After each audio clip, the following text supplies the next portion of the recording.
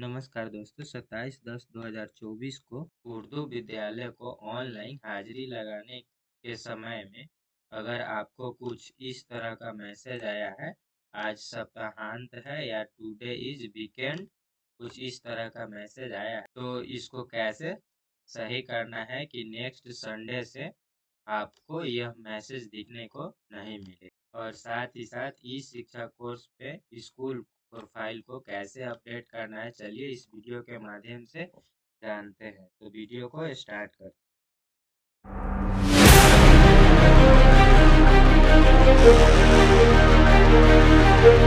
सबसे पहले ई शिक्षा कोर्स के इस वेबसाइट पे आ जाएंगे, जिसका लिंक डिस्क्रिप्शन में दे दिया जाएगा। यहाँ पे आने के बाद स्कूल को सिलेक्ट करेंगे, स्कूल का यूडीएस कोड डालेंगे, पासवर्ड डालेंगे, फिर कैप्चा कोड डाल के साइन इन करेंगे। साइन इन करने के बाद आपको स्कूल वाले ऑप्शन में जाना है।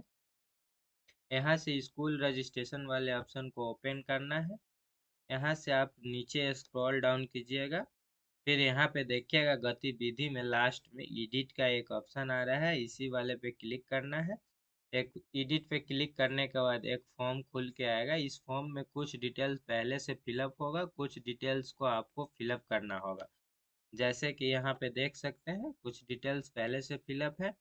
जहाँ पे भी यह स्टार लगा होगा रेड वाला, इसको फिलअप करना अनिवार्य है। इसको बिना फिलअप किए हुए आप आगे नहीं बढ़ सकते। तो चलिए इस फॉर्म को पहले फिलअप कर लेते हैं। यहाँ से नीचे स्क्रॉल डाउन करेंगे, यहाँ से सारा डिटेल्स इनका फिलअप है। यहाँ पे देख सकते हैं विद्यालय में शिक्षा का माध्यम, यानी कि आपके विद्यालय किस माध्यम में चलता है वो यहीं पे अपडेट होता है। यही अपडेट उर्दू विद्यालय में जिन लोगों का नहीं था, उनका आज का ई शिक्षा कोर्स पे अटेंडेंस नहीं बना है। जिनका यहाँ पे उर्दू अपडेटेड था, उनका ई शिक्षा कोर्स एप्लीकेशन पे आज अटेंडेंस बना है। जिनका यह अपडेट नहीं था, उनका ई शिक्षा कोर्स पे आज छुट्टी दिखा रहा था। विद्यालय में शिक्षा का माध्यम में आपका विद्यालय किस प्रकार का है, हिंदी है, उर्दू है, संस्कृत है, इंग्लिश है, फ्रेंच है, जिस टाइप का भी आपका विद्यालय है वह यहाँ पे सिलेक्ट करेंगे। अगर उर्दू है तो उर्दू को सिलेक्ट करेंगे, अगर संस्कृत विद्यालय है तो यहाँ पे संस्कृत को सिलेक्ट करेंगे, अगर आपका हिंदी विद्यालय है तो यहाँ पे हिंदी को सिलेक्ट करेंगे। यहाँ पे आपको 3 सब्जेक्ट का नाम देना होगा जो भाषा के रूप में पढ़ाया जाता है, वो सब्जेक्ट का नाम यहाँ पे देना होगा। फिर आगे आइएगा तो यहाँ पे रिस्पॉन्डेंट टाइप को सिलेक्ट करना होगा। यहाँ पे head of the school incharge select कर सकते हैं, जो अभी एचएम है उनका। यहाँ पे उनका नाम लिखेंगे, फिर यहाँ पे उनका ईमेल आईडी लिखेंगे, मोबाइल नंबर को डालेंगे, फिर विद्यालय का ईमेल आईडी है तो यहाँ पे डालेंगे, नहीं है तो पर्सनल ईमेल आईडी भी आप डाल सकते हैं। फिर नीचे स्क्रॉल डाउन कीजिएगा तो यहाँ पे HOS और दिया हुआ है इंचार्ज टाइप।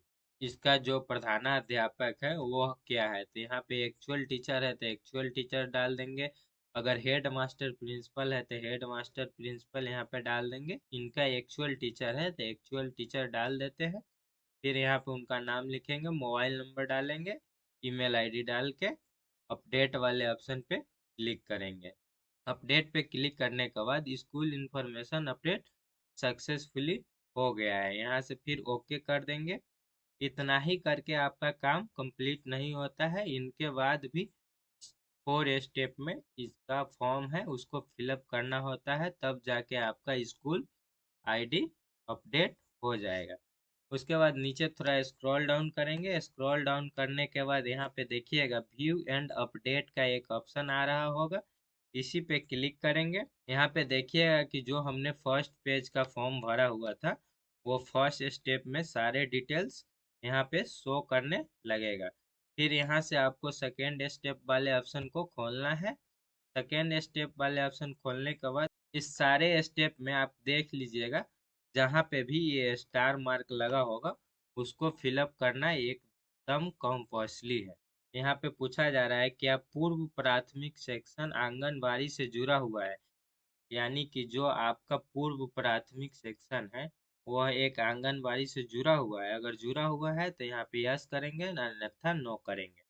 फिर नीचे स्क्रॉल डाउन करेंगे, फिर आगे यहाँ पे पूछा जा रहा है नंबर ऑफ सेक्शन, यानी कि आपके विद्यालय में जितने क्लास है उसमें कितने सेक्शन चलते हैं, वह सेक्शन यहाँ पे डालना है।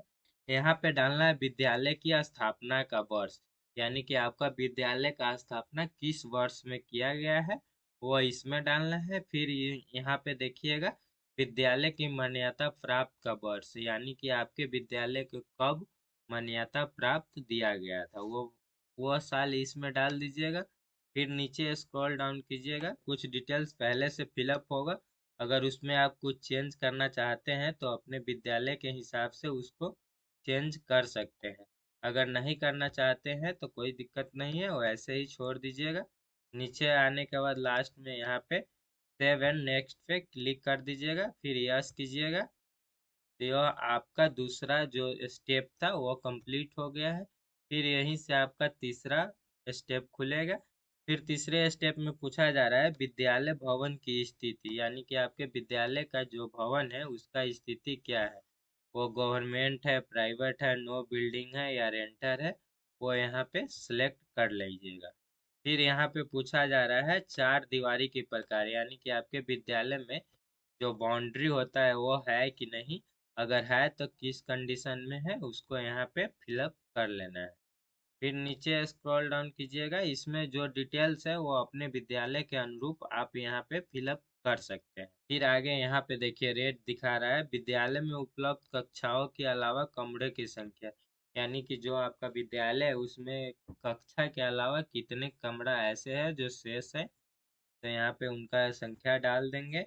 क्या स्कूल में शौचालय है, अगर है तो यस करेंगे। फिर यहाँ पे पूछा जा रहा है अगर है तो कितना है, वो यहाँ पे डाल देंगे। शौचालय के विवरण यहाँ पे डालने के बाद नीचे स्क्रॉल डाउन करेंगे।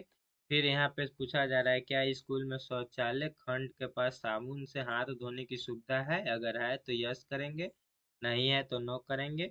इसमें जो डिटेल्स है अपने विद्यालय के अनुसार इसको फिलअप कर लीजिएगा। यह जो सारे क्वेश्चन को आप फिलअप कर लीजिएगा तो यहाँ से फिर सेव एंड नेक्स्ट वाले ऑप्शन पे क्लिक कीजिएगा, फिर यस कीजिएगा। फिर नेक्स्ट में 4 स्टेप खुल जाएगा। अगर आपके विद्यालय में साइंस किट है तो यहाँ पे यस कीजिएगा, नहीं है तो नो कीजिएगा। मैथ किट है तो यस कीजिएगा, नहीं तो नो कीजिएगा।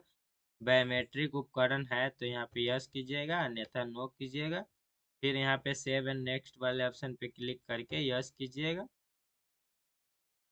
फिर आपका लास्ट स्टेप जो पांचवा स्टेप है वो खुल के आ जाएगा। इसमें पूछा जा रहा है क्या CAL लैब विद्यालय में उपलब्ध है, अगर है तो यस कीजिएगा, नहीं है तो नो कीजिएगा।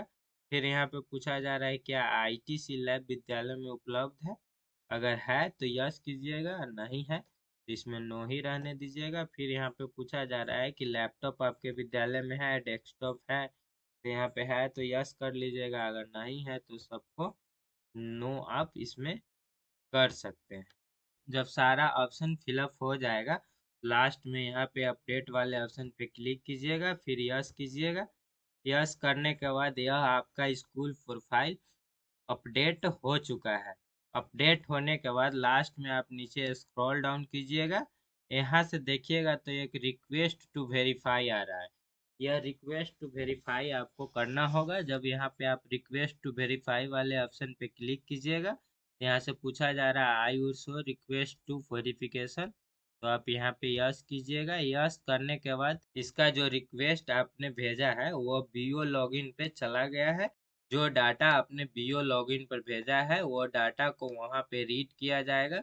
अगर सारे डिटेल्स सही होगा तो वो वेरीफाई कर देगा। वेरीफाई होने के बाद ही आपका ई शिक्षा कोर्स पे स्कूल का प्रोफाइल कंप्लीट हो जाएगा। कंप्लीट होने के बाद आपको किसी भी दिन अटेंडेंस लगाने में कोई इशू नहीं आएगा।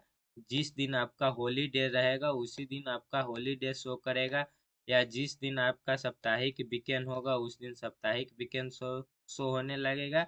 जैसे संडे को संस्कृत और हिंदी विद्यालय का वीकेंड रहता है, कुछ इसी प्रकार उर्दू विद्यालय का शुक्रवार को वीकेंड रहता है, तो शुक्रवार को ही उनका वीकेंड शो करेगा, संडे को उनका भी अटेंडेंस लगेगा। कुछ इसी तरह से आप भी अपने स्कूल का प्रोफाइल कंप्लीट कर सकते हैं, आने वाले समस्या से निदान पा सकते हैं। आज के वीडियो में बस इतना ही, मिलते हैं अगले वीडियो के साथ।